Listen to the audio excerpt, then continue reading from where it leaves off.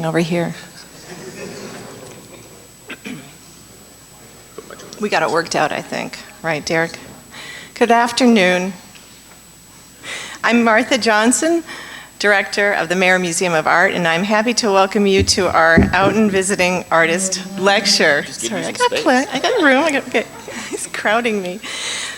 The Outten Lecture series was endowed in 1993 by Helen Wolff in memory of her sister Mary Jane Wolff Outten, class of 1927, to assist in promoting the Maier Museum of Art and its efforts to obtain outstanding visiting artists and lecturers.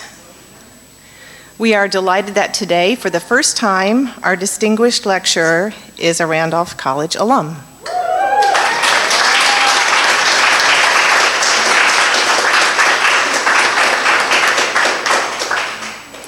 Derrick Woods-Morrow centers process-oriented collaborative projects with queer ex-Black folks across a wide variety of media. His work was exhibited in collaboration with Paul Mpangi Sepuya in the Whitney Biennial in 2019, in Photography Now, The Searchers, also in 2019, at the Center for Photography at Woodstock, and in thematic international and national group exhibitions since 2020 in the Netherlands, in Berlin, at the Contemporary Arts Center in New Orleans, and at the Museum of Contemporary Art in Chicago. Yeah. In 2019, his second short film, Much Handled Things Are Always Soft, debuted in collaboration with the Visual Aids 30th Annual Day Without Art programming at the Whitney Museum of American Art, the Museum of Contemporary Art LA, the Museum of Contemporary Art Chicago, the Brooklyn Museum, the New Museum, and more than 100 institutions worldwide. Much Handled Things Are Always Soft would later be independently screened in the social media POC cruising app Jacked, reaching an audience of over 3 million Black and brown folks in Canada and the US. In 2021, he was invited to be part of the Knight Foundation Art and Research Center virtual colloquium and seminars series Animated Archives.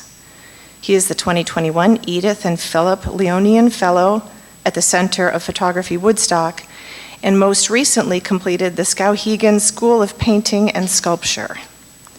He is the recipient of the 2018 Artadia Award Chicago and a 2021 Uprise Grant recipient from the Sundance Film Institute.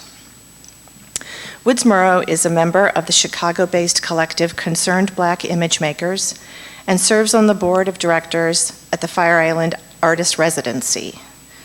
Reviews of his work have appeared in the New York Times, W Magazine, Art Forum, the Chicago Tribune, Hyperallergic, and other publications. Originally from Greensboro, North Carolina, he splits his time between Chicago and Rhode Island, where he is a Schiller Family Assistant Professor in Race, Art, and Design at the Rhode Island School of Design. It's been a great pleasure quietly following Derrick's career trajectory online during the decades since his graduation, and we are honored to have just acquired 3 of his photographs for the permanent collection on display in Gallery 4. There, look at those. Please join me in welcoming Derrick Woods-Morrow.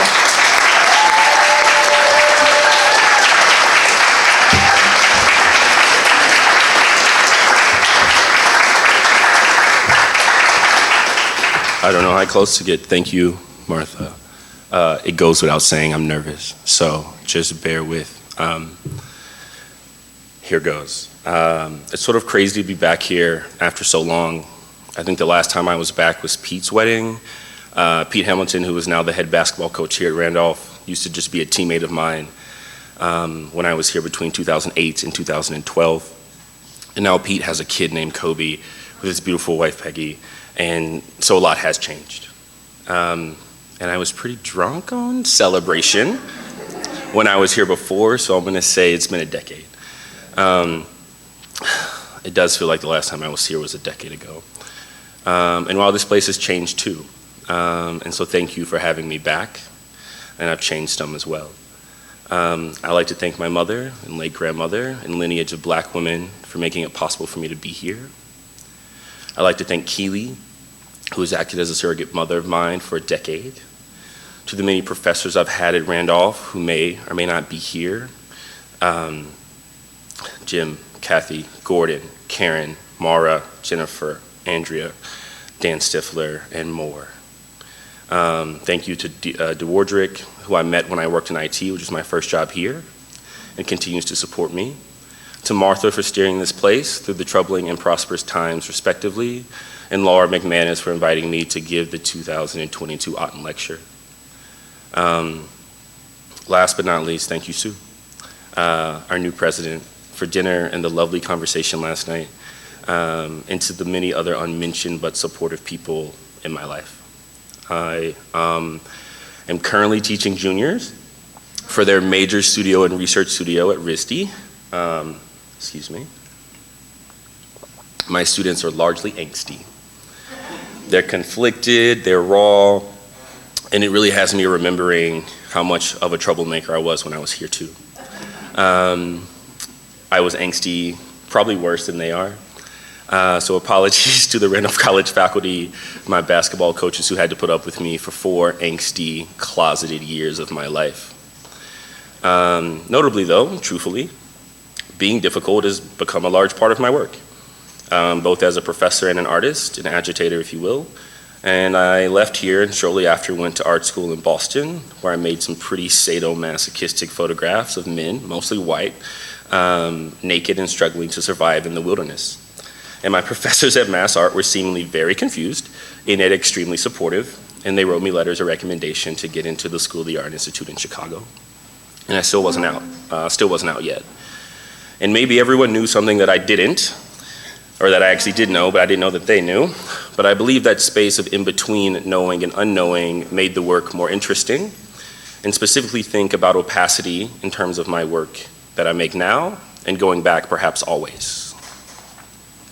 Then I went to Chicago. I made a freestanding glass glory hole piece, and it was a pain in the ass to install because they were sure that in my thesis show it would fall and kill everyone. And I thought, a narcissist walks up to a mirror. It was a freestanding glass glory hole piece, so it was reflective. It was mirrored.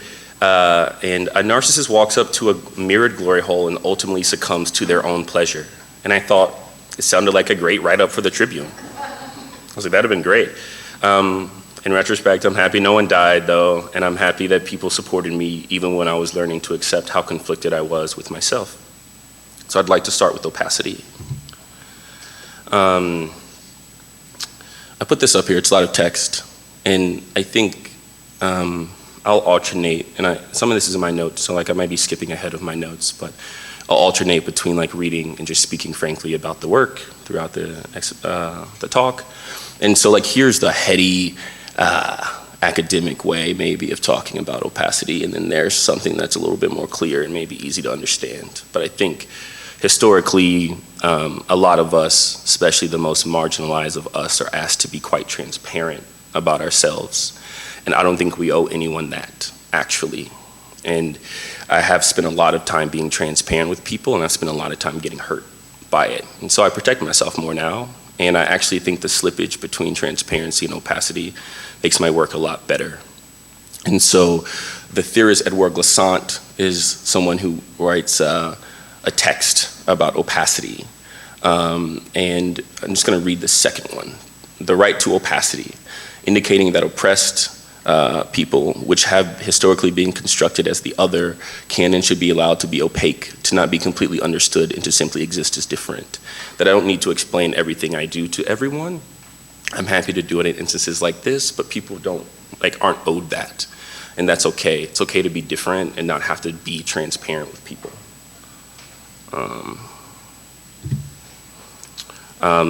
In general, I make work from a conflicted place, a place of reflexive exploration, investigation, and research, a form of mobile, Mobius, non-static form of research discussed by Adrienne Piper in her speech, What is the Meaning of Artistic Research? And Adrienne Piper is sort of like a cornerstone of conceptual artwork, Black, feminist, scholar, brilliant, philosopher, theorist, but also art maker who sort of said fuck it to art, and now is mostly just making and writing about theory. But in this text, which my students, I am sure, are tired of hearing about, because I teach it in every class, honestly, because I love it.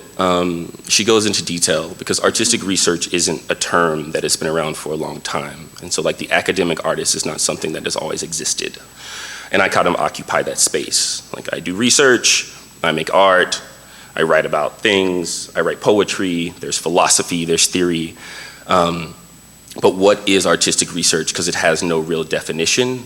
And basically, instead of defining it, Adrian Piper, in collaboration with other artists, creates an archive of what they believe artistic research is. So if anyone like you were to go and find, Google search what artistic research is, you'd have options. You wouldn't have a single definition, because it doesn't have to be a single thing. So my research may be different than everyone else's. Oh, I might have jumped ahead, but that's okay. My work focuses on places of performance that show up as photographs, lectures, archives, films, sculptures, tapestries, and of course, performance. I am most interested in the body and how it holds shape or form, what it leaves behind, and the un/natural, unnatural, natural relationships we have to it, and that which by nature is human or non-human or denotes some type of relationship to the body having been there, or the body in some form of transition away from itself or closer to itself at the same time. I'm on the hunt for the intimate images, especially those where a subject allows me in and outwardly negates the viewer in some way, as in the photographs in that gallery. And much of my thinking around all media and genre come out of image theory and has evolved from my teachings while getting my master's at the School of the Art Institute in Chicago, where I primarily studied photography and critical theory.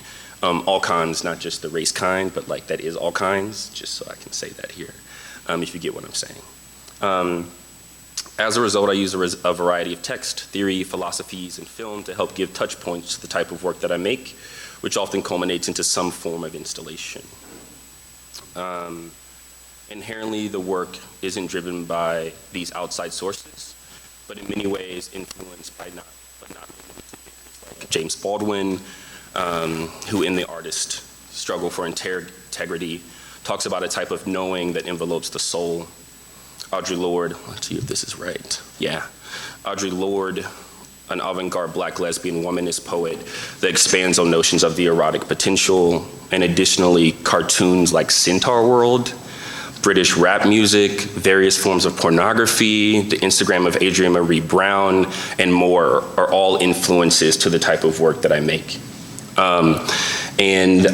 This book that I read last year really stuck with me. It's a Colson Whitehead book called The Nickel Boys.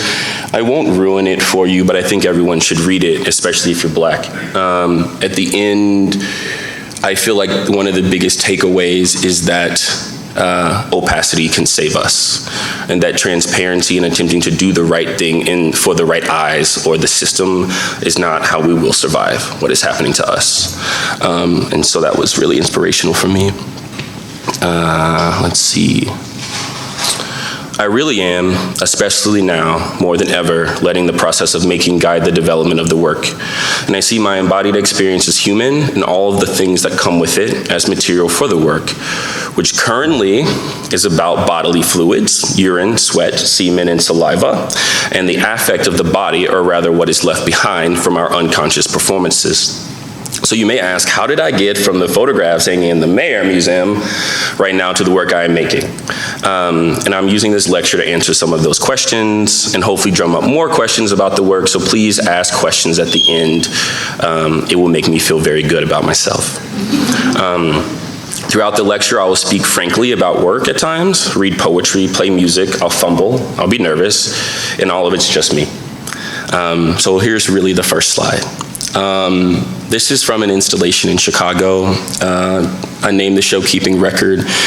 What you're seeing in front of you is a crushed police car hanging by an automotive crane with the police car spotlight attached to it. It's been installed at the Museum of Contemporary Art as well as the Contemporary Art Center in New Orleans.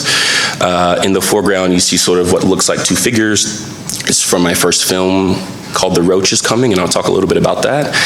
In the background, you see a community-based wall drawing, and in the background, that's one of the doors from that police car, but it's painted very similar to like a 1990s Hot Wheels police car door, but it's life-size. And in making this work, ultimately I was really thinking about darkness. So like, I'm a photographer, so I knew to do a long shutter, so that's why you can see everything in the room. But if you can imagine, you're in the room, it's completely dark, and there's one sculpture that I'll show you later. Sorry, when I turn this way to talk to y'all, I lose the mic, but like hopefully everyone can hear me. Ultimately, there's one light source. That one in the corner is pretty dim in actuality, and it lights up the room. And in this case, I'm thinking about light and like whiteness as oppressive. So like in many ways, the dark exhibition space is meant to be dark. It's meant for you to sit, be quiet, lean into waiting for your eyes to acclimate so that you get used to being in the space versus using the light as a way to gain more information. And so in that way, the working components that obstruct sort of this beautiful, quiet space, trauma that I'm navigating after being kind of held at gunpoint in a back alley by a few cops in Chicago for having a headlight out, is the spotlight from the police car, which still works on the sculpture. And it works as other people walk by it. And so in the exhibition at the MCA, or in the CAC, when it's actually pointed directly at you, so when you walk in the room, you get hit by the light. And that sort of after image of recognition is the thing that I'm most interested in. Like the eyes actually performing the recognition of having to acclimate instantaneously to a type of flash of light. And so this is like the first time it was installed. It's since been changed. And I tend to like develop work over time, and so sometimes something might be installed, but it might change in a new setting. The other light, which again, coming from a photographic background, it's hard to get neons to be neon. And this is a neon sculpture right here, and it's white. And a lot of the basis for my work is language. So I'm thinking about like what it means to be black, like why black has a bad, like seems to have a negative connotation. Why in the ways we use language, things like lend to go one way or the other. And so it was really important for me to have this wall piece. And the wall piece is a letter to my lovely mother, who's in the back. And it's a combination of her favorite 8 crayons and my favorite 8 crayons with a text or poem that I've written. And people from the community and different people in the residency, this is part of a residency I was a part of, come up and they draw on the walls. And sometimes I'll obscure and say, you can't write on that. So that's why some of the things are still white and some of the things are not. But it's pretty open to just like go crazy and let some aggression out. And then this light sculpture, which is technically a part of the sentence, is actually written or sort of molded or sculpted to be my childhood handwriting. So that's actually my writing as a child. And mom has to sort of deal with every year or so me reaching out and being like, I need something. You know, she's like, what do you need now? Like, I've sent you all your baby clothes. I sent you all your photographs. And so I was like, I need the writing, you know, from like my childhood. She's like, all right, I'll go find it. So I got it and I sculpted it into a neon sign. And most recently, she sent me photographs from this crazy experience where like I accidentally got sent to horse camp as an 8-year-old. And horse camp. What'd you say? The horse camp. It felt like an accident because I didn't think I wanted to go, but I was there. And so some of the work I'm doing right now is about this film, Black Rodeo. It's a 1972 film where a black rodeo, the first black rodeo, they went to Harlem. And more on that later, but a lot of the work is also like the distance between things. I mean, like childhood comes up a lot of my work, and it's kind of funny because people get like creeped out. I'm like, if you knew how much I don't want children, if you knew how much I'm not interested in children, you wouldn't feel that way. But I'm really interested in the moments that we begin to recognize things. Like I knew I was queer at a very young age, like 3, right? Like I was aware, conscious of this thing. And yet I still lived in a world that told me otherwise or that asked me to be otherwise. And I wonder, like, I think about my consciousness, like my blackness as like later. Like I began to realize I was black in relationship to how I was treated to other people My queerness was like an innate thing in my body, and then my recognition of like my racialization comes out of racism, right?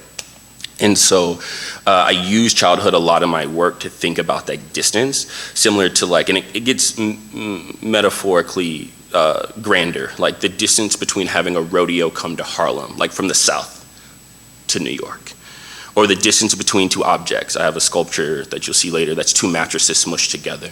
And I'm thinking about the crevice in between those two mattresses a lot. Like, what is the distance between that? Is it nothing or is it not? And so that comes up a lot in the work. And so here's just the sculpture. And I don't have a GIF of it, and I should have done better in recording it, but it lights up "we hit white." So it's W-E hit white. And so I was thinking about that type of violence, like inherently in the sculpture. And it's automated violence, like it just keeps going. It's just, we hit white, we hit white, we hit white, W-E hit white, you know, as this thing that is obstructing the sort of, again, sanctity of this really dark space. And so this is kind of what the space looks like if it's unobstructed. It's just dark, and that's just the glow of the screen where my first film is playing. This is my mother sitting in the sculpture watching my first film. And I was really interested in like what it meant to embody some of the trauma. I'll actually talk again later about pushing away from it. But there was a way in which I wanted people to sit. So those are the seats from the police car that's crushed and hanging in the middle of the exhibition space. And the tires are the bases. So people are sitting on the tires on the police seats. And then again, back to thinking about like childhood, the sort of apparatus it's in is kind of built like monkey bars. So that's like a still sculpture that I made as well. And that's like my first show in Chicago, my first show after graduating. And so this is a short film, and I'm gonna preface this short film with a little bit of information, which is, it's a collaboration between me and a colleague at the School of the Art Institute. These are her kids. I'm really thinking about, Claudia Rankine had come to speak at the School of the Art Institute. This is another Black woman, theorist, philosopher. And she was talking about whiteness as performativity. We always say like people of color, but we don't say people of non-color. Like we don't have that dialogue. And so I was thinking about like what it means for like whiteness to embody a form that you have like a sort of recognition. And in many ways, like, can you recognize some of the metaphors in the work? And so I like let the whiteness guide it, knowing that I think most people wouldn't see or acknowledge. But there are moments in this film where I'll play it's 1 minute, and then I'll talk about it a little bit. Where are we going? I'm looking for a guy who is apparently soliciting sex from a 13-year-old. I'm getting you ready to play like we were 12. 17, 15. I'm gonna shoot you. No, I'm gonna shoot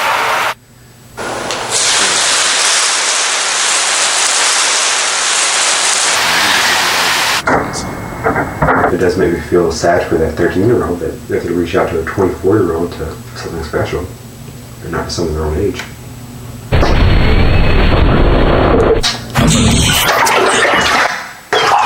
Loud now, huh? All right, let me just... Where are we going? I'm looking for a guy who is apparently soliciting sex from a 13-year-old. I'm getting you ready to play like we were 12.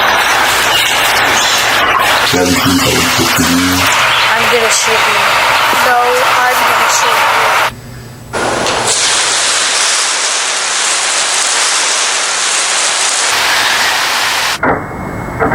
It does make me feel sad for that 13-year-old that they have to reach out to a 24-year-old to something special. Or not to someone their own age.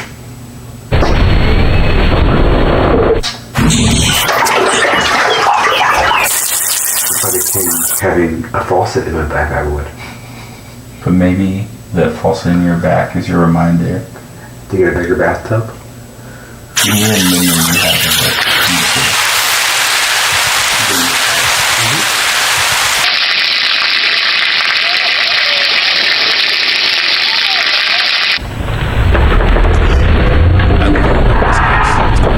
Exit out of the whole thing, but let me see if this works. I don't want to. Yeah, there we go. Yeah, so just a little bit of context. So like in the wake of that police violence that I experienced, I reached out to a childhood lover or friend who like was a 5-year-old boy on a playground who I also played with as a boyfriend, you know, at 5, and he'd become a police officer. And so I said, hey, can I come and make a film? Can we make some work? I'm trying to figure out how to navigate this traumatic thing that happened to me. And he said no for like 3 or 4 months. And then eventually I was coming home for Christmas and he said yes. And so basically the entire audio from the film, and I was thinking about like the belly of the beast or what it means to be in with the enemy, and if the enemy was still a person, like if the person who I'd grown up with, who was close to me, was a police officer, or was it like Adam? Was it Adam, or was it like Adam the cop? And so inherently I interview Adam in a bathtub while I'm bathing him. And that's the audio you hear. And the 2 boys are parables for me and Adam, right? So it's like 2 white kids standing in as like a large 30-year-old white cop and a, at that point, 6'4", 250 pounds, I might be like 290 now, black artist. And I had wondered how far we'd moved away from childhood. And so one of the differences too is that I knew that one of the conversations that I've been having with people before I made the film was about like, God, pedophilia. And I was like, that's not what this is for the 100,000th time, you know? But I really wanted to separate the distance. So in one of I'm in the car with Adam, we're actually going on the hunt in the police car to look for a sex offender, while I'm in this police car also talking to Adam and trying to reconnect. And so the film chronicles this sort of like parable. And there's a moment in the film where you see the water hose spraying me and there's the boy. And my question for that little metaphor is like, am I spraying myself like as a child? Like if the kids are parables or like metaphors for me and Adam, are the kids spraying me because they're frustrated at having to perform this thing? Is Adam spraying me? You know, who is spraying me in this moment in which, like, very much civil rights sort of imagery, right? So I'm like, I'm aware of the language and visual language that is happening when I'm making work. And sometimes I'm surprised, like I'm like, oh, I was making this because aesthetically it made sense to me, and then like 3 years later, I'm like, that's where that image came from. Like I saw that image, and I allow that to be the work. Like I don't have to hold on to the work being perfect from the second I make it. Like the work is able to be permeable by years in time, and I can revisit it and it can change. So that was just, that film was on display in that Keeping Record exhibition in that sort of apparatus I built. And a lot of it was also kind of like, maybe not inspired, but I had read this book by Darby English of How to See a Work of Art in the Dark. So that was also on my mind, and it like chronicles a lot of black artists' work in the dark. So. Nope, we're gonna skip it. Cool. And then I was like, I'm not making work about trauma anymore because that hurts and it's hard. And I was dating this person right here. We're no longer together, but they're still an amazing human being. And we started doing this thing called Tuesdays, where it's just like we would invite on Tuesday. Karan made a lot more than me, and he was really generous, and we'd spend like $100 on dinner, and we would just invite black, queer folks over to our spot on Tuesday just to talk about things that I didn't necessarily talk about as a kid, like financial literacy or sexual education and Nicki Minaj, like everything, right? We were like kicking it. We were kicking it, but we were having hard dialogues. We were talking about art, talking about culture, everything. And it became an event in Chicago. People would just come to Tuesdays. And it was a big shift for me of just trying to find like fellowship and like family and like chosen family in a place where I was like really alone and like really making work about my trauma. So it changed. And then I think this is me looking back and also thinking about where I am now. There's an absent presence of like black femmes in this group, right? I mean, Daryl, who is right here, where'd my mouse go? There we go. Identifies as gender nonconforming or trans, gender non-binary, and but was AMAB, assigned male at birth. And so, but there's like a lack. And so like as I move forward in my career and I've been thinking about things, it's like how to incorporate like black women into my work that is like respectful and like considerate of the way in which I move, because like I have a mother and like I'm in a relationship with black women, and a lot of the theory I'm reading is Audre Lorde. A lot of the theory I'm reading is Toni Morrison. And I'm like, how do I make work about that as well? So that was like, in retrospect, like it's something that I just moved into a bigger place in Providence, and I'm really excited to start Tuesdays again, because like now I am a full-time professor, and now I do have a little bit of capital, and now maybe I can spend $100 and just invite people over to talk about things in a place that is profoundly white. And actually the majority of the slaves in the US entered through Rhode Island. So it's like, and yet the representation of Black people is very small. So, like, how can I do my part? And I'll touch on this quickly. This is the photograph that I exhibited in the Whitney Biennale with Paul Sapuya. And it also started getting me thinking about like how I work, because before it was just like so much reading, so much like theory, like make work in the studio, and I wasn't like living. And like this photo kind of happens when I get like too stoned in California on Paul's couch, and somehow it makes it to the Whitney Biennale. So it's kind of like, I started thinking about like what it actually means to build community. Like what does it mean to actually just be in dialogue with people and have your bodies near each other versus just spending all day in the studio. Like you need to have work-life balance. And so Paul was actually chosen for the Biennale, and then in turn curated people who had been in and out of his studio, because Paul makes a lot of large-scale mirror photographs, if you know the work of Paul Sapuya. And so it looks a lot like Paul's work, but it's like out of my camera. And it was interesting because the dialogue was supposed to be about that, like what is authorship and what is community? And it was like really glossed over, even at what might have been one of the biggest sort of like exhibitions in the US. Like it still wasn't quite seen in the way we wanted it to be seen. It's been shown since in the Schiller Museum in Berlin with a little bit different eye. And it's been written about a little bit, but I just wanted to share it because it was a way in which I moved into thinking about like relaxing a little bit and also like working collaboratively with people to do something bigger than I can do myself. And here's just a bit of the installation. Great. And then I carried that energy and made my second film, which was a commission by Visual Age for the 30th Annual Day Without Art. They commissioned 8 usually positive, HIV positive, or people who are thinking about HIV positivity and like just the politics around the AIDS epidemic. And I was really fortunate to be chosen because I'm not positive, but I have a lot of positive friends. I like 100% believe U equals U, so undetectable. Like people means untransmittable, and like we shouldn't have any shame or stigma around sexual health. And we should have shame and stigma around like positive people, and there's a lot of it still in our world. It's not okay. And the narrator for the film and it was really important that it be his voice, not mine. The film also targets basically an entire cruising culture that existed in the height of the AIDS crisis and still exists today in the south side of Chicago, which I may or may not be a part of. And so it's called Much Handled Things Are Always Soft. It's a Toni Morrison quote from Sula. And it's, I think it's said in a moment in which, I think it's Sula's grandmother's talking to Sula, this young Black woman or child, about the mother who's like promiscuous. And she says something, I think this is right, she says something like, oh my God, she's so beautiful. Like her lipstick's amazing, her makeup's amazing. And the grandmother sort of snidely says, much handled things are always soft. So like fast, loose women and always da-da-da-da-da. And I was just like, all right, I'm gonna make a film with this title and be thinking about how actually I wanna talk about this history of like sexual promiscuity. So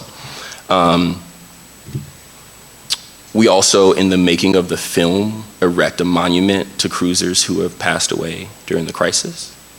It sits in the heart of the cruising park and was helped and supported by the community of cruisers. Because I think another thing here is like, when you do something like this, you bring optics to a community. Also, they may not want to be seen, as many of the communities are. So this was like talked about in the community, it was erected. And also most of the images are people who have already passed, was another thing. It also is in the heart of this park that has been there forever. And yet the University of Chicago built an entire like low ropes course, like come on freshmen, let's like do these team building exercises and put a fence up where these people have been cruising for their entire life. So they cut holes in it and continue to enjoy it. So every now and then I'll get photographs of people who have been there. And this is from a friend who was like, oh hey, I finally found your work. And so I would just like get text messages with it sometimes. And it's falling apart. And the question is, the film was an 8-minute short film. The budget was $2,000. Like I had to buy a camera lens, so the budget was $800, you know. So I'd love to finish it one day and actually like do the long version of the film. And here's a little snippet. There is nudity, just in case anyone wants to know. Has created a generation that would never replicate the things that we did. Yeah. The people just don't interact. They depend on something to stand in between the two people. To mediate the space. Yeah.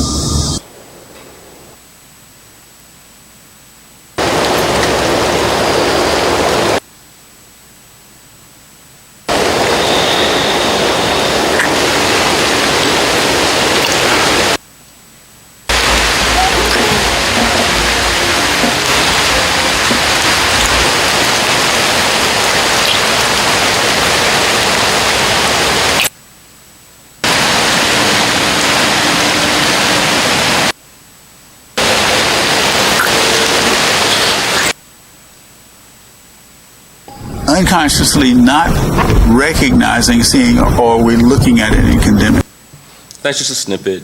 I think, you know, like On the Height of Moonlight winning like best film of the year and all of these things, but the film not allowing these two black men to actually like have sex, it was really hard for me. Because I was like, you know, like black people touch each other and have sex, right? You know, and for all it did, I needed to make something that had some actual scene, that had some actual interaction between the body and an intimate space that wasn't like an accidental hand job on a beach, which was great. I mean, Moonlight's amazing. You know what I mean? It's such a lovely film, but I felt like it really faltered in not actually allowing people to have to contend with like what is actually real and what actually happens.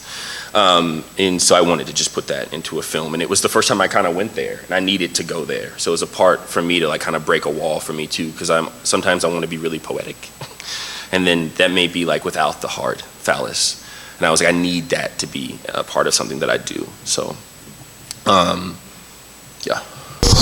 Has later, and this is just like how work travels and goes further. Some of the most beautiful moments for this work are in that it got curated into an online exhibition that happened during the pandemic because people weren't going to art shows. And so you'd actually go into what someone made a digital space where you could occupy a bathhouse. And my film was in one of the rooms. And so you navigated the architecture of a website and like got to watch my film. And that was really important for me too, to think about beyond the gallery, how else my work could travel and could like meet other people. And this is just another example of sort of the dark room. And then, oh yeah, I just wanted to kind of show, this will be quick too, just 50 seconds.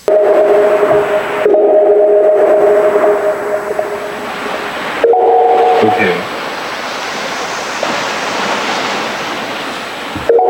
Okay, does anybody have a story to begin?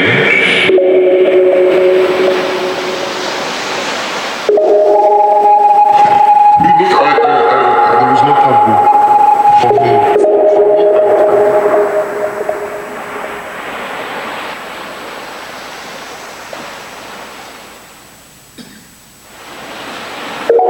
Okay, does anybody have a story to begin?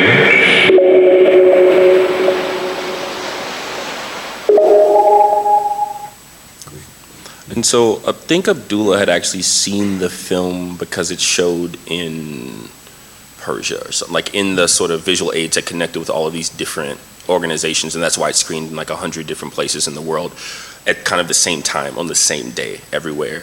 And so he was really interested in like how the sort of questions around like blackness and brownness could travel over borders. And so it was like a lot of artists from all over the world in this collaborative sort of online exhibition.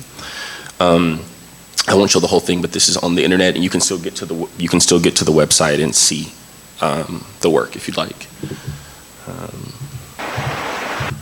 And then I wanted to share this to someone from Jacked, which is a social media cruising site similar to like Grindr or Scruff, which are a little bit more common.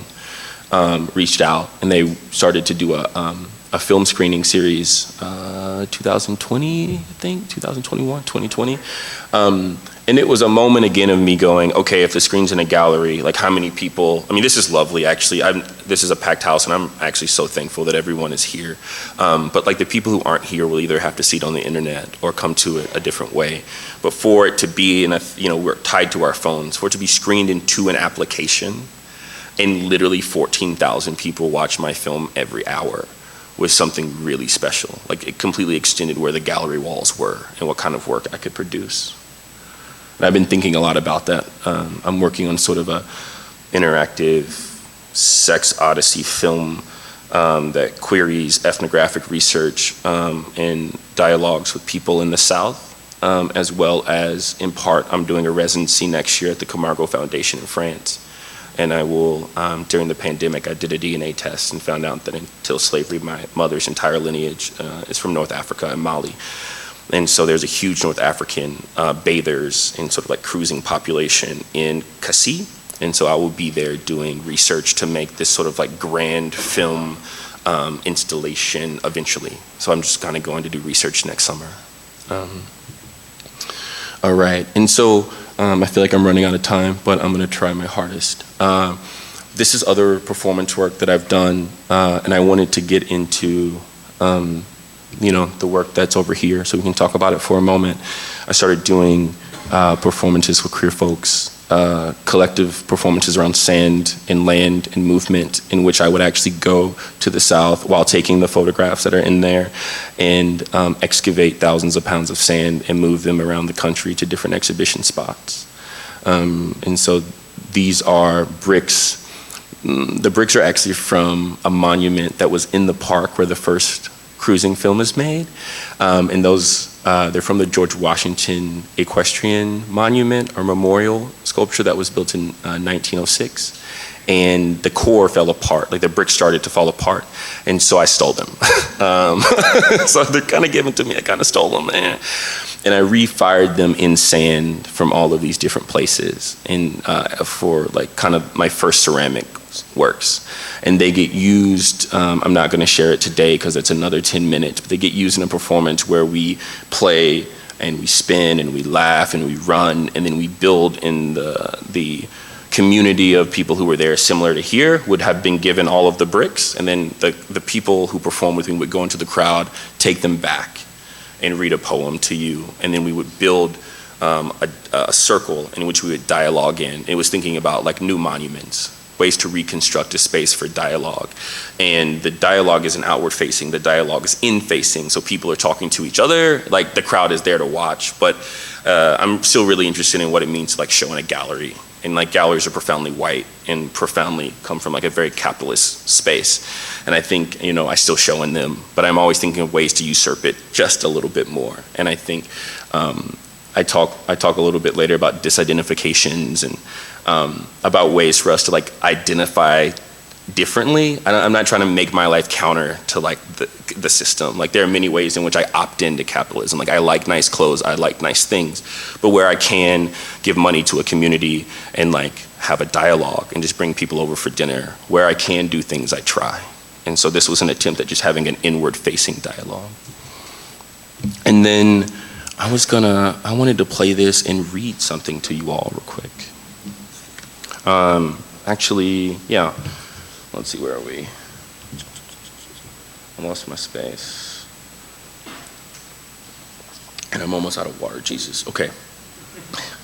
Now I'm going to share a writing, a thought, or a poem, if you will.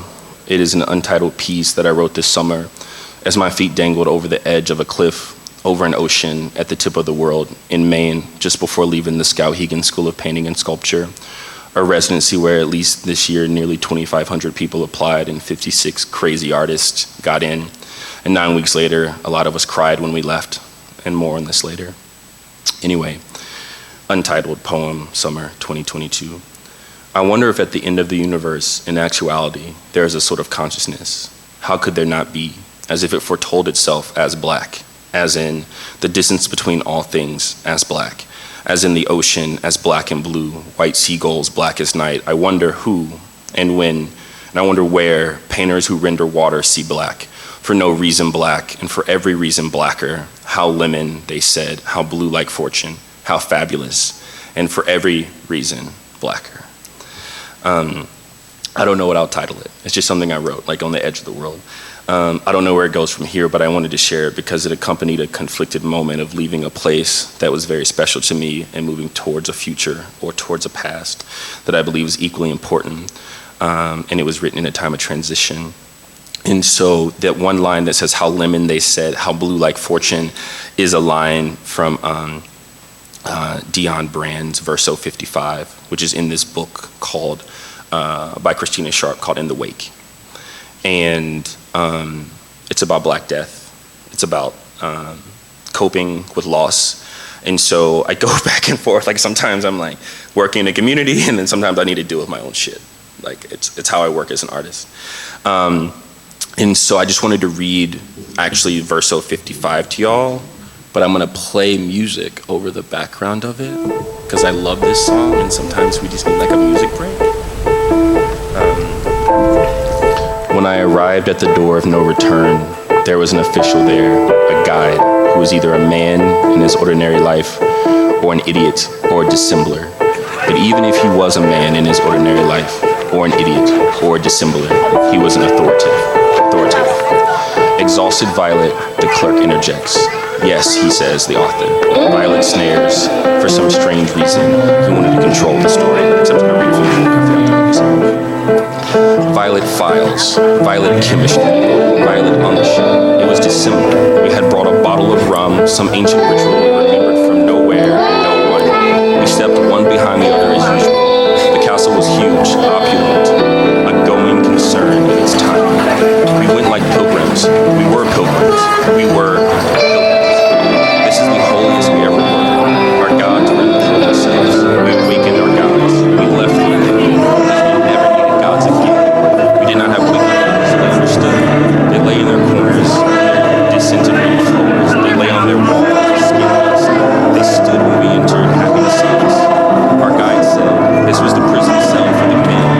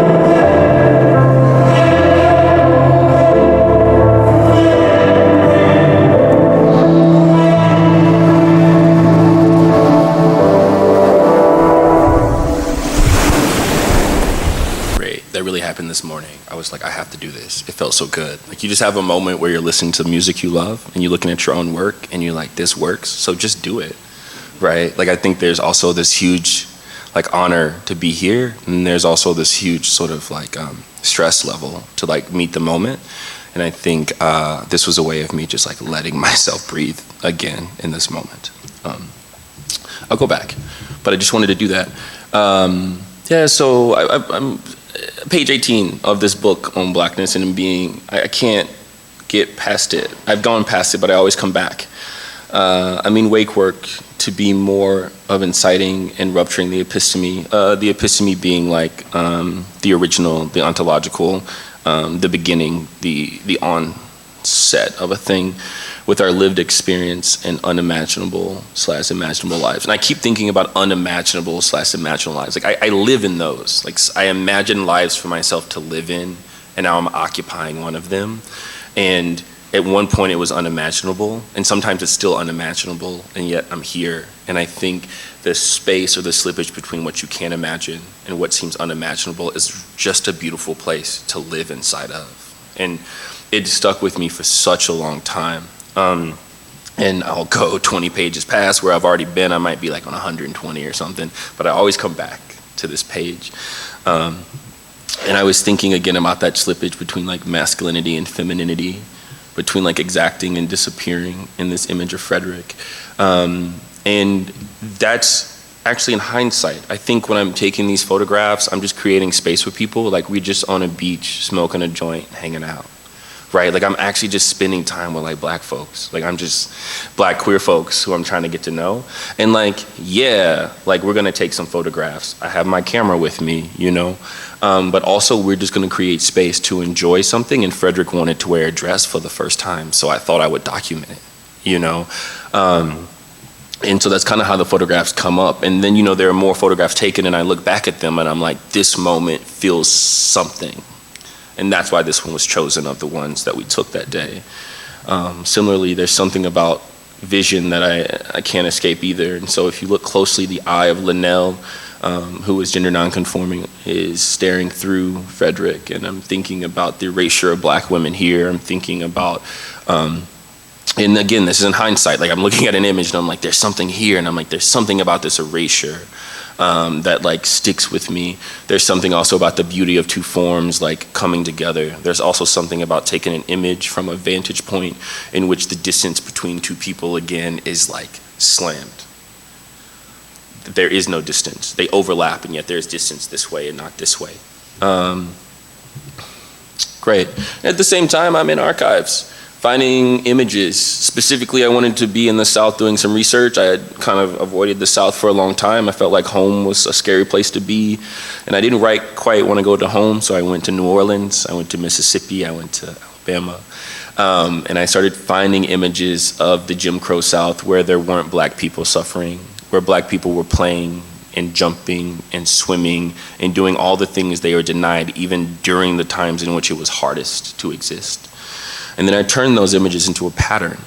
And I started building large-scale tapestry and works with that pattern, thinking that you could lay on it, you could rest your head on it sometimes, that you could actually embody the thing that is happening. And then just here's some of the images. And someone brought up during the roundtable yesterday that the boys in the photograph seemed excited, some scared, but mostly excited, and that the girls did not.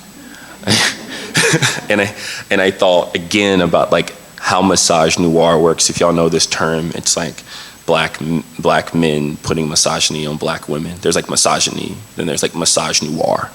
And I was just like, how can we talk about this thing? And I'm thinking about all the times I learned how to swim. Like mom didn't just throw me into the water. Like I got swim lessons. Like I learned to swim.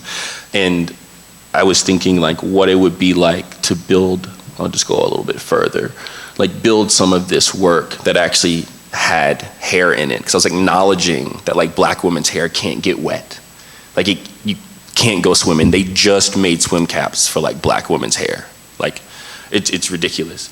And so I worked with a fibers artist who works in hair to create sculptural hair pieces that adhere to the sort of work I was making as well. There you go. I'll go back quickly. I often don't make a lot of photographs where black people stare at you. I think it's kind of played out. I hate to say it. I really don't hate to say it. Everyone who's making those photographs, love you. I don't want to make them right now.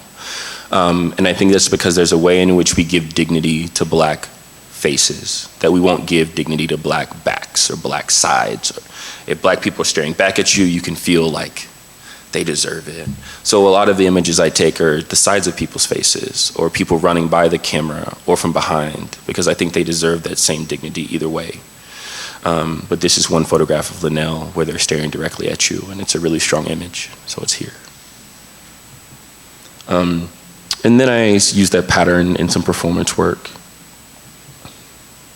and in some installation work. And some of that sand that had been excavated showed up in an exhibition, another exhibition, and I built an apparatus with a woodworker, sculpture work, to house the sand and these other objects, and then a performance happened inside of it.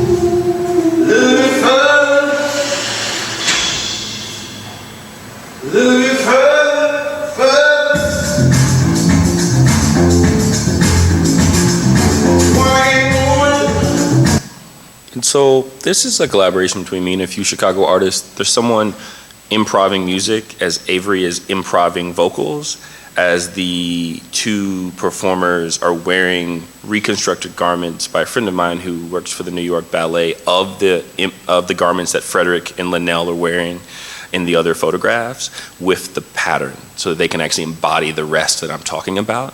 And it happens over an 8-hour period, so like a day of labor. And it has 3 different sections in that 8-hour period. So 20 minutes in which they come out of the sandbox and perform, go in the sandbox and perform, and then they stay in the sandbox and they rest. So you saw the scene when they were laying on each other. I wanted to make sure that in the performance, people actually got to rest if it's an 8-hour performance, because in a durational, it's always a question of how long can the body last. Equally, they had maybe 8 different things they could do. And because the bodies were not my body, because I was not performing, I choreographed the piece, I allowed them to decide if they wanted to push further or less. So they could communicate how much they wanted to do over this 8-hour block. That was really important for me too, to really consider what it's like. Both of these, I know G. Jordan specifically, or they go by LaSoft right now, although they're wearing what seems to be like a water dress or skirt or something that's more like feminine that doesn't identify as male. So it's really also important for us not to see those bodies as like male and female, but to see both the bodies. For me, they're sort of like deities or like child deities. And a lot of the communication that's happening between them is nonverbal. It's only laughter.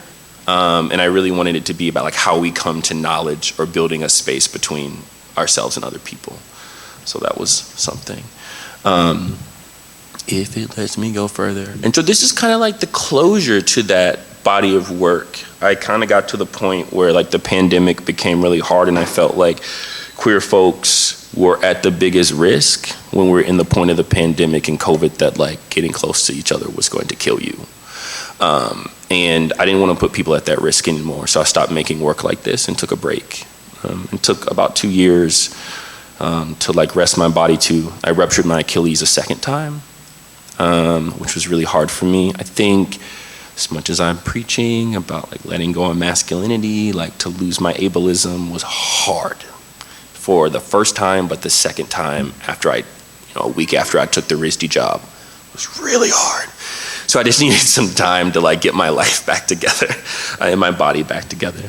So I'm gonna say, maybe it decided it didn't want me to say anything else. And so I made a few more pieces, and I was really thinking about gesture, like the gestures that the figure is making in that room being carried through some type of object or some type of fabric, bringing in some different type of textiles into the work. Similarly here, it's like the way the body falls. Like I'm really interested again in the body and how the body can be shown. And so this is sort of the end of that work. And then just a little bit about what I'm doing now, and then I'll be done, okay? This is my studio at Skowhegan. And I really am not sleeping in my studio. I'm making work with mattresses. I was really interested in like all the things that mattresses hold that we don't see. The dreams, the sweat, the performances of sex, everything. And so I asked them to just source some used mattresses, and I'm starting to build sculpture out of them. Later in Canada, maybe, I think it's in Manitoba. I have a show in November, so I'm working a show in November. It'll be 2 mattresses standing with a subwoofer inside.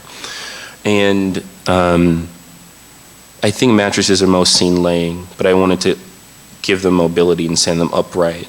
And equally, it's a subwoofer, so it's, if you play audio, you don't really hear like the highest tones, you only hear the lowest tones, almost like the grumbling of the belly of a thing. And because the wattage is so high, the actual sound wave pushes beyond the mattress. So if you stand in front of it, you can feel the grumbling that is inside of it.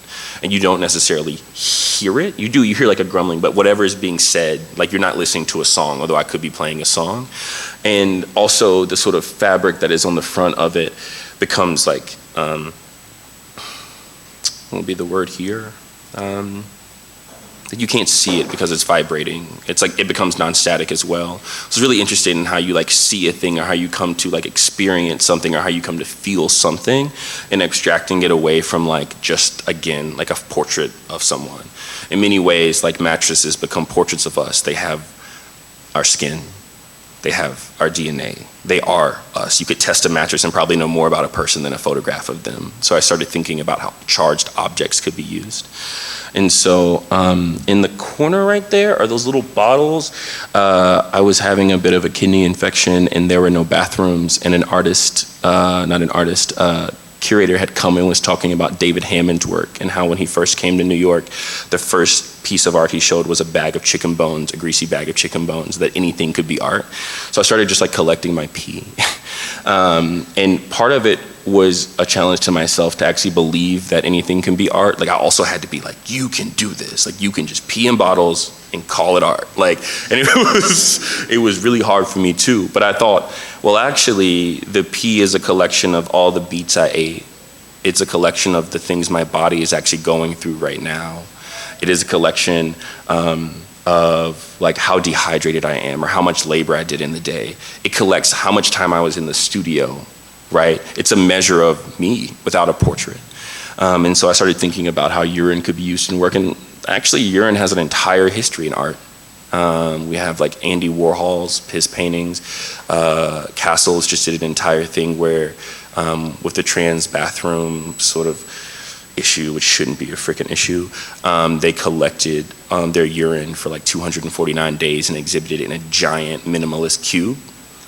So that work has happened. So that's some of the things that's happening in the studio. On the left, I'm sourcing images. You can kind of see it from the Black Rodeo film, and I'll share a little bit of that work. And this is also the early summer, so I'm just gonna show you how it progressed a little bit throughout the summer. These are copper rods that I later would make into public restrooms where people could go and use the bathroom and really think about how their body interacts with thinking about, like, I think you never wanna pee on artwork, right? I mean, maybe, okay.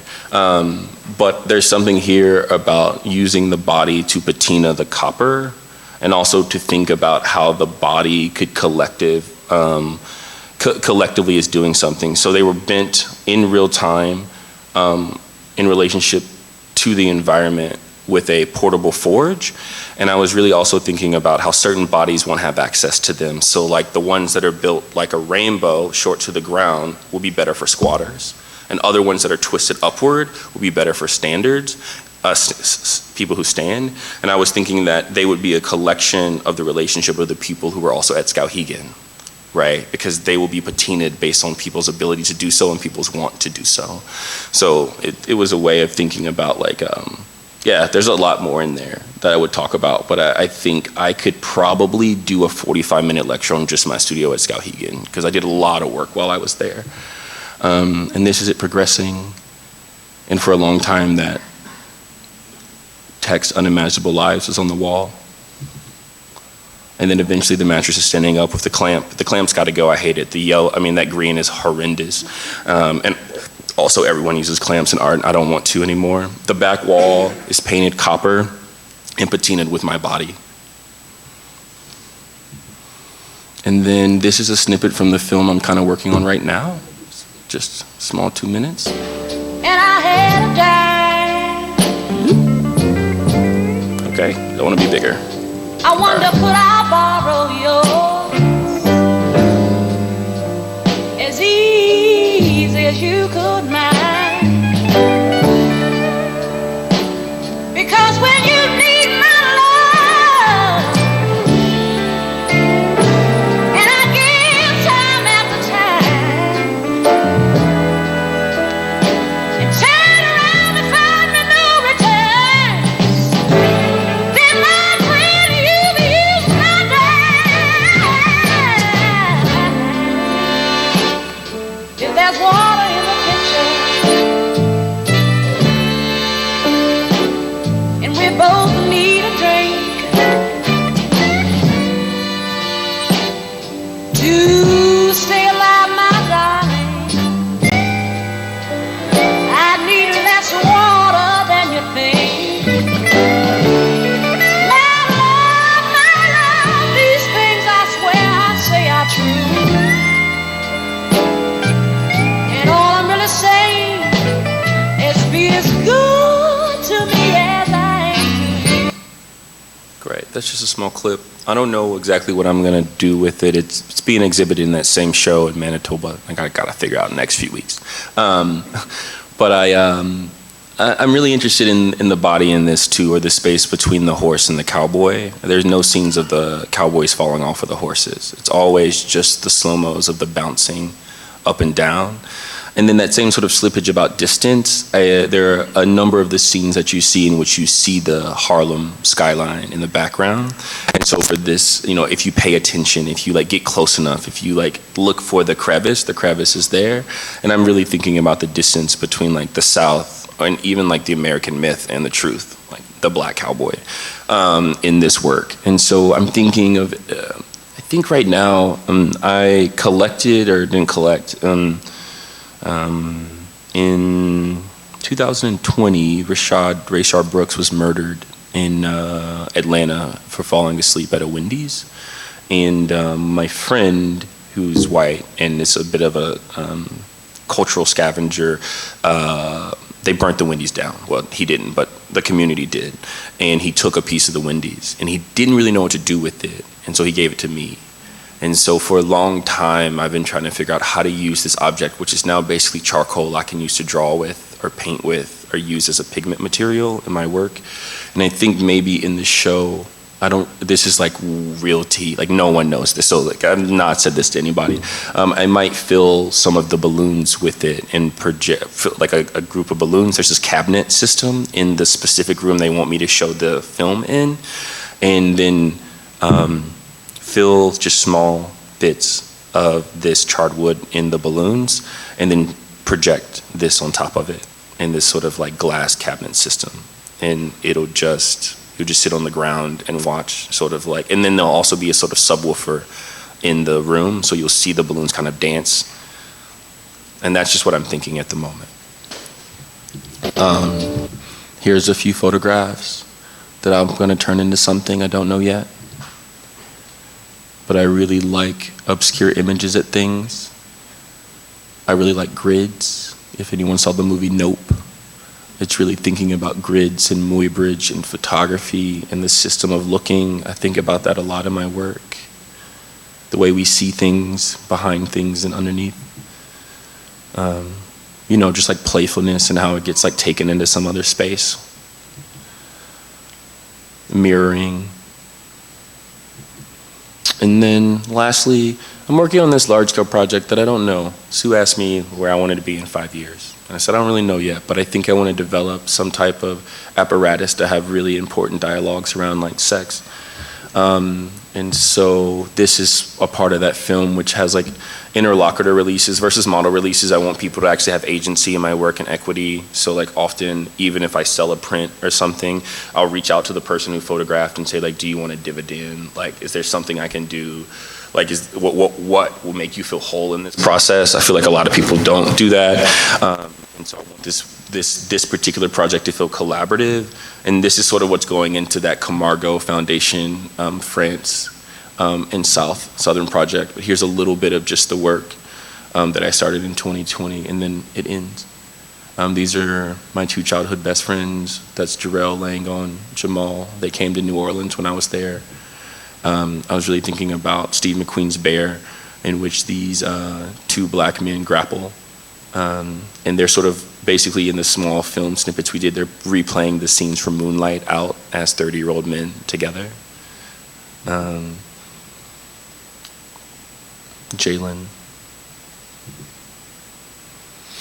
Douglas, and I'm in archives. So this is like a clothing archive called Material Life, in which you can actually wear clothing by black designers who have been completely written out of history. So like, what does it mean to reconnect with like a worn garment?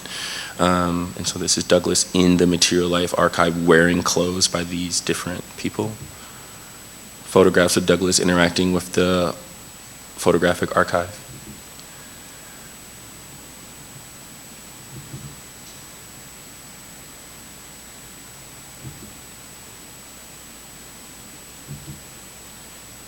There's moments of touch and connection. Really still thinking about camera language and like the body, the tripod, the apparatus. Me doing research. These are images from Rhode, who was really close to Mapplethorpe, and a lot of black photographers have an issue with Mapplethorpe because he objectified black men to no ends. And I actually found out, actually I probably can't say it, it's like a super secret, but I found Mapplethorpe's original self-portraits. He did not take them actually. And that's just me trying to rest in the archive, which was a lot for them because I was like sleeping in the archive and like filming myself sleep in this archive when I was in New Orleans, and they're like, you can't do that. And I basically found like the one person who happened to be a black woman and a friend who was like, all right, on these hours, you can record this performance. So that'll come into that film too. And then this is actually Basil, Abbas, and Ron's, like the structure. They do a lot of large scale film work with projectors that screen on walls. And so the images are mine, but the structure is theirs. And this is just me thinking of how like Sex Firm could be exhibited in a place. It is not anywhere actual. This is like a Photoshop render of something that I'm interested in trying to do in the future and like would need a lot of funding and some help to do. But I do know these two artists and they're great. And we've spoken a few times. I saw their show at MoMA and they came to Skowhegan to speak. And so I'd like to be able to do something like this with my work in the future. Thanks.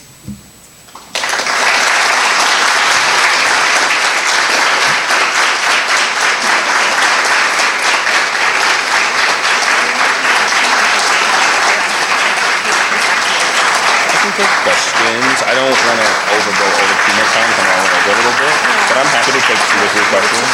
Yeah. A conversation and a reception, which is going to take place in the gallery over here. And we've got one. First question is right here. If you could just kind of speak up so I don't have to grab it.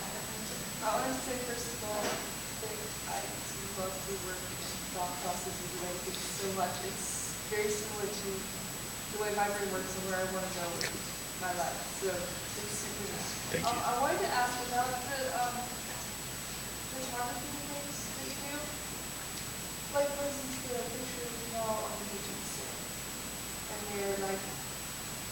acting art treatment for body language there. Did you tell them move like this because I think it looked good and powerful for the picture, or did it just happen? Somewhere between both of those things. I mean, again, we're like having a dialogue, and I do have a camera. You know, I'm not. It's so hard to deny that like so much of images are like structured or like. But yeah, there are happy accidents that happen when you tell someone to relax, or when you say like, I really want you to like lean into your own body in a way that makes you feel comfortable, or like, all right, like lay back for a second and then sit up. And then like, let's talk. And then we're talking and I have my camera and maybe I'll snap one in the middle of a moment, you know? So in some ways they're constructed, but to the extent that like the real construction is that I built the space for the photograph to happen. And I think that's a way of me thinking about like, and also hopefully helping, we talk about this, but I want the viewer or the subject, the friend, to like let me in. And then in some way like repel the camera. There's something here about like the gaze that I am aware of that is coming from like the viewer in the gallery that I want the people to like push back against, but then like to let me in. And I don't really know how you mediate that space except for like an idea, but like I'm trying to get to that in a lot of the work. Just having the idea there. Yeah. Absolutely.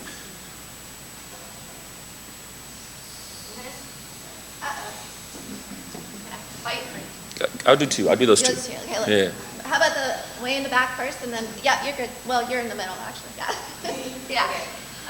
So when I think like your art I was wondering how has the art been in the recent years, how has it healed? Say the last part. Like, Heal me? Yeah, like from the trauma you've experienced and just being a black queer person in America. Yeah, I go back and forth on that one. I mean, I did say that I go through phases. Like, I really go through phases of isolation and sort of like outward appearance. And I had a few friends recently reach out and say like, you haven't really been on Instagram a lot, like in like 2 years, you know, like and I do post every few months, but I used to be on it all the time. And some of that is like the way in which I make art. Like I need to recharge from recharging sometimes. I've done the thing where I've like gone to a foreign land and stayed there for 3 months. I got back and was like, I need to recharge from that experience. And so when I'm working with communities, I joke that I did like a hoodoo ritual when I was in New Orleans and I asked for clarity. And plain as day, I was standing in a bathroom and a light shined down and said, you don't want to make social practice artwork. And I thought about what I was saying, whether we believe in that or not. There's a way in which like the community ways in which I make work are still a bit selfish. Like I really am going in directions that I authored by me. And so sometimes like that's a way of, I don't know, establishing some type of control. And then sometimes I just need to lose that. And I'm just like, all right, we're just gonna like, what y'all need? And I'm just in the world trying to create something with other people. And then I'm like, that burnt me out. So I'm back to the studio right now making sweat artwork and like urine artwork, because it's like me, my body, and this is how I'm recharging my soul in this way. And then, you know, I took a reprieve from making like trauma-based artwork, honestly. Like I will make it as it happens and as I need to make it. I give myself the space to never say never. But in general, like being black and queer in the world is traumatic, right? Like, and so like how I cope with the world is like sometimes getting stoned and watching cartoons. Sometimes it's getting food with people. Sometimes it's making art or it's reading. And I continually am trying to give people like me the ability to rest and restore and reprieve, and also take time for myself to do that. So I hope that was somewhat helpful. In the front, did you have a question? You said you want to take two. No, I'll take another one. Okay. Well, I had to. But my first one was, do you feel that you have like an overall goal, or do you feel like your art should be as in this or as definite as your life? Interesting. My overall goal is to like sleep at night. I mean, you know, I like want to treat people well, and so hopefully, like, my work gets better at treating women better, right? I think there's like all this language, and this is like a heavy thing to drop at the end, but like a lot of the systems that are in our world are innate, or maybe not innate, because they didn't originate like in the origin of the universe, they didn't originate, but they happen to be constant, like racism and misogyny and xenophobia. And like, I am, by fact of being male, a misogynist, right? Despite how much work I'm doing on myself to stop that. Because in fact, it is a system that will perpetuate itself. I will benefit in ways that black women and women will never benefit. Same for white people and racism. You know, I hate to say it, but like racism is innate. So the R word, like just go ahead and say I'm racist, and what are you gonna do about it is the next thing, right? And so when I go, what am I gonna do about the things that I am passionate about in the world? Well, one of them is make art about it. One of them is build community. One of them is try to sleep, right? And so I think, you know, my goal in life is to acknowledge my privileges and also like my disprivileges. I want to acknowledge the ways in which, like when I walk into a room and I know, like when James Baldwin talks about knowing that this is like a racist situation or something is not okay, that I'm not even gaslighting myself. Like I acknowledge to myself that, hey, you feel this way, like this is the world you live in. And I give myself that. I give myself the moments to be wrong, to grow. I think, honestly, that's been the most generative thing of trying to make work the last 2 years, is to like accept, like, it doesn't matter if I'm right or if I'm wrong, you know? Like intention is like 30% if anything. Like intention is something. Like you can mean well and do extreme harm to people everywhere. And so when you do that, like it's better to not be defensive and just grow from that moment. And I want to be able to, as a human being, grow. Like at the end of the day, each day I want to be able to grow as a human. My art hopefully does the same thing.